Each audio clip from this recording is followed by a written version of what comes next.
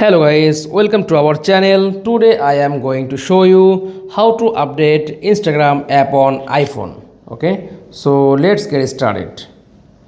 Then first of all click on App Store, then tap on search bar, then click on Instagram app.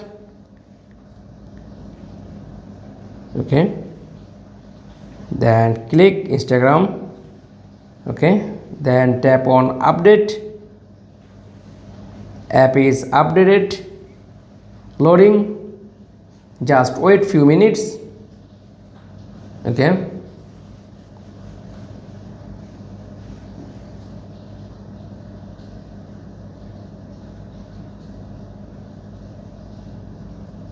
then done. That's all. Thanks for watching. Please like, comments and subscribe. Thank you.